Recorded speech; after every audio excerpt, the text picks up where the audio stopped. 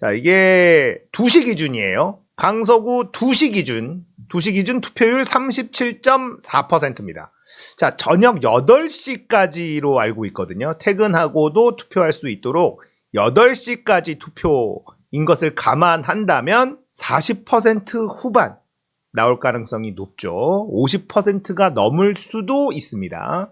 희망을 조금 섞어본다면 50%가 넘을 수도 있어요. 강서구민들이 굉장히 힘을 내주고 있고, 얼마나 이 무도한 윤석열 검찰 독재 이 정권에 얼마나 국민들이 화가 나 있는지를 바로 보여주는 그런 지표가 아닌가 싶습니다. 자, 이재명의 시간이 이제 오고 있다. 보궐선거 투표율이 이렇게 나온다면 어느 정도 큰 격차로 승리할 가능성이 점점점 높아지는 거거든요. 자, 이렇게 됐을 때 어떤 일이 벌어질지 다시 한번 제가 정리해 보도록 하겠습니다. 많은 사람들이 김기현이 책임지고 물러날 것이다. 그리고 비대위 체제로 갈 것이다. 라는 분석들을 하는데 그건 상식적인 세상에서 가능한 분석이에요. 자, 윤석열이라는 사람은요. 상식적이지가 않죠. 윤석열이 하는 행동들, 이 모든 것들은요. 나 대통령이잖아. 이거예요. 대통령임을 증명할 수 있는 행동들에만 관심이 있습니다. 민생, 국민, 국가 관심이 없어요. 자신이 어떤 행동을 했을 때 대통령임이 드러나는 그 행동들, 여기에 카타르시스를 느끼는 인간이에요. 그러다 보니까 자기만이 할 수 있는 행동을 꼭 하는 걸 좋아한단 말이죠. 자, 그러면 지금 윤석열은 공천을 자기 마음대로 하겠다라는 거예요. 이게 이번 총선의 핵심입니다. 김기현을 당대표에 앉힌 이유는 바로 그 때문이죠. 그런데 이번 보궐선거에서 졌다고 해서 김기현을 내친다? 그럴 수가 없는 거예요. 그러면 비대위 체제로 가면 누가 비대위원장을 합니까? 장제원이 한다? 장제원이 비대위원장을 할 거다. 그러면서 윤석열 등 뒤에 칼을 꽂을 거다. 이런 얘기를 하는 사람들도 있는데 장제원은 그런 사람이 아니다. 기회주의자라는 걸 우리가 이해를 해야 되는 거예요. 장제원은 침몰하고 있는 배에 수장으로 절대 타지 않습니다. 이번 대선 때도 보면요. 장제원이 윤핵관이라는 이준석이 만든 그 아주 재밌는 단어의 핵심이 장제원이었잖아요. 대선 때 앞장섰나요? 앞장서지 않았어요. 뒤에서 조율했습니다. 왜냐? 이긴다는 보장이 없는 대선이었거든요. 박빙의 승부였잖아요. 그게 장제원이에요. 그런데 비대위원장으로 자기가 간다? 그리고 자기가 총선을 진두지휘한다? 총선이 지면 자기 자리가 날아가는데 안 해요. 그런 걸 안 할 겁니다. 침몰하는 배의 수장으로 절대로 가지 않을 사람이다. 그래서 장제원 비대위원장은 장제원을 잘 모르면 할 수 있는 말이지만 장제원이라는 인물을 조금이라도 아는 사람이면 이건 말이 안 된다는 걸 알게 될 거고요. 자, 그러면 누가 비대위원장을 할 거예요? 무조건 윤석열 입맛에 맞는 사람이어야 되는데 이걸 할 사람이 있을까? 없다는 겁니다. 목숨 걸고 윤석열의 공천을 다 받아주면서 이번 총선을 끌고 갈 수 있는 사람이 국민의힘에 있을까? 없다. 김기현 말고는 없어요. 김기현을 당대표 시키려고 윤석열이 한 짓을 여러분들 다시 되돌아보면 안철수 날려주고 나경원 날려주고 지지율 5%밖에 안 나오는 김기현을 당대표로 어거지로 만든 게 윤석열 아닙니까? 그런데 이딴 강서구 보궐선거 졌다고 김기현을 내쳐? 그러지 않을 것이다. 김기현을 계속 갈 수밖에 없다. 안철수 책임론이 나올 겁니다.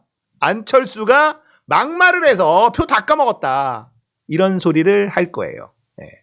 자, 그러면서 김기현은 계속 진행이 될 거고 하태경이 서울 출마 얘기가 나왔죠. 그러면서 뭐라 그러면 당의 요청이 있었다. 내 의지로 가는 건 아니다라는 걸 은근슬쩍 밝혔어. 자, 이러면 국민의힘의 3선 이상 중진들이 지금 엉덩이가 따끔따끔해지죠. 이러면 나도 나가야 되나? 험지 출마론이 급부상을 합니다. 하태경 때문에. 험지 출마해서 이익 본 사람이 있느냐? 없어요. 국민의힘에는 없습니다. 이해운 동대문 나갔다 떨어졌죠. 김재원 경북 나가려고 그랬는데 중랑 나갔다가 떨어졌죠. 황교안 종로 나갔다가 떨어졌죠. 다 떨어졌어요. 어떤 사람만 붙었냐? 홍준표, 김태호, 권성동 당에서 험지 출마 얘기하니까 이따 그럼 무소속 나갈 거야. 그러면서 선거운동을 어떻게 하냐? 나 당선시켜주면 국민의힘에 바로 다시 들어갑니다. 이러면서 당선됐단 말이에요. 이제 중진들과 이 용산의 기싸움이 시작이 됩니다. 이 얘기는 뭐냐면 국민의힘이 분열이 시작된다는 거예요. 자, 국민의힘이 공천 시즌에 들어가면 박살이 날 거다라는 건 제가 윤석열 정부가 들어서면서부터 이야기했습니다.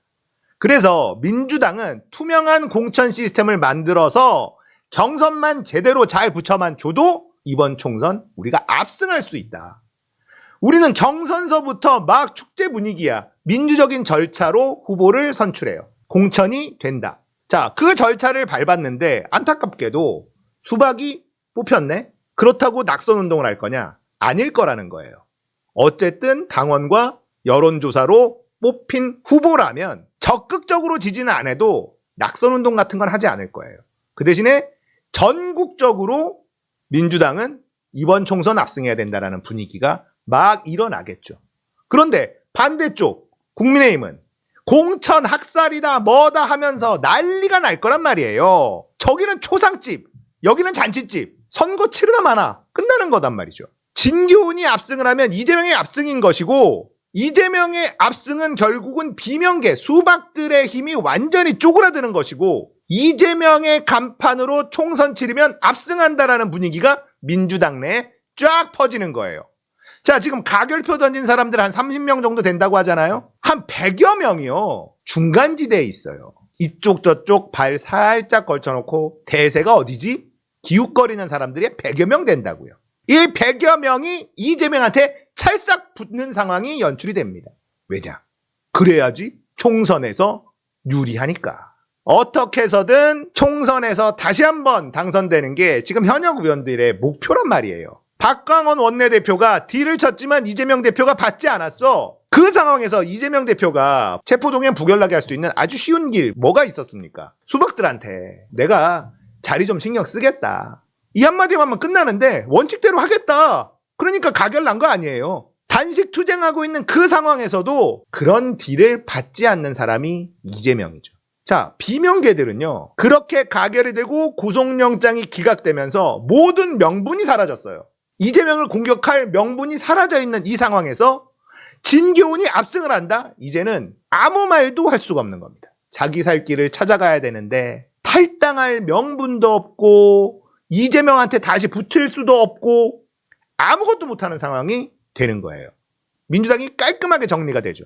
이제는 국민의힘이 난리 나는 일만 남았어요. 그러나 윤석열은 아무렇지도 않게 김행도 임명할 거고 다 할 겁니다. 자, 김행 임명에 대해서도 이런 분석이 나오죠. 보궐선거 참패하면 김행 임명 안 할 것이다. 저는 무조건 한다. 지금까지 윤석열이 해왔던 행동 패턴을 보면 무조건 한다. 왜냐? 나 임명권자인데? 나 대통령인데? 내가 왜 김행을 선택했는데? 선택할 만하니까 한 거 아니야. 니들이 뭔데 반대를 해? 김행을 임명할 때 나 대통령이구나. 이걸 느낄 수가 있거든. 그러니까 김행을 무조건 임명한다. 유인천 임명했죠. 붕자영도 임명했어. 나 대통령이구나. 니들이 암만 반대해봐라. 내가 대통령인데. 누가 막어? 해외 순방 막 다니는 이유가 뭐예요? 전용기 타고 기자들하고 술 한잔 비행기에서 술 한잔 먹고 기자들 기사 씁니까? 기자들도 기사도 제대로 된 거 쓰지도 않아. 왜 가는지도 몰라. 외국 가면은 다 환대해 주지. 겉으로는 다 웃고 있잖아. 밑바닥에서 어떻게 저 호구 베껴 먹을까 다들 베껴 먹고 있지만 이 인간은 그런 생각이 없어. 대접해 주니까. 얼마나 의전이 좋아. 그냥 그것 때문에 맨날 가는 겁니다. 내가 대통령이구나. 이 맛에 내가 대통령 하는 거구나. 그냥 그런 행동만 반복하고 있다니까요. 그러니까 임명권자, 내가 임명권자야. 임명하는 겁니다. 누가 막어? 법적으로 문제 있어? 없잖아. 그럼 가도 돼. 전형적인 검사 마인드. 거부권. 대통령 거부권 있잖아. 법적으로 문제돼? 거부권 행사해. 내 대통령이구나. 이 행동 패턴들을 전부 다 분석을 해보면 대통령이로서 할 수 있는 일을 하면서 이 인간은 쾌락을 느낀다는 거예요. 민심 작가. 아무 상관없어. 왜 대통령이 국민 눈치를 보나? 이거야. 걔 행동 패턴이 늘 그래왔기 때문에 김행도 임명합니다. 이 선거 결과랑 상관없어요. 김기현도 끌고 갑니다. 이 선거 결과랑 상관없어요. 김태우를 집어넣지 않았으면 아무런 관심을 받지 않았을 강서구 보궐선거가 자기가 사면하고 김태우를 집어넣어서 이렇게 판때기를 키워놓고 총선 위기를 만들어놨지만 누구 하나 대통령실에서 윤석열에게 이러면 안 된다라고 고언을 할 사람이 아무도 없어요. 잘하고 계십니다. 아이고 저것들 어리석은 것들 여론조사 신경 쓰지 마십시오. 가짜뉴스 때문입니다. 그러면 옆에서 이동관이 가짜뉴스 때려잡을 값이요? 이러면서 유튜브도 때려잡겠다 막 이러고 있는 거 아닙니까? 방심위에서 월권을 해서 이상한 짓까지 하겠다. 이동관 역시 일 잘해 이러고 있는 거 아닙니까? 그러니까 전형적인 이 모지리의 모든 걸 보여주는 거예요. 모지리 리더의 모든 걸 보여주는 겁니다. 그냥 망하는 길로 가고 있는 거죠. 보궐선거 투표율이 40% 중반에서 후반은 무조건 나올 것 같습니다. 이제 6시 이후에 퇴근한 직장인들이 또 본투표에 많이들 갈 거기 때문에 그때 또 한번 쫙 몰리면 40% 후반은 나오지 않을까. 50% 넘으면 정말 베스트일 것 같기는 합니다만 쉽지는 않을 거고. 자, 이재명의 시간이 오고 있어요. 보궐선거, 강서구 보궐선거서부터 윤석열의 탄핵이 시작된다라고 제가 계속 말씀드리고 있습니다. 국민의힘이 분열의 길로 접어드는 바로 그 시발점이 이 선거예요. 분열이 일어나야 윤석열 탄핵이 가능하다. 박근혜도 민주당이 탄핵시킨 게 아니었다.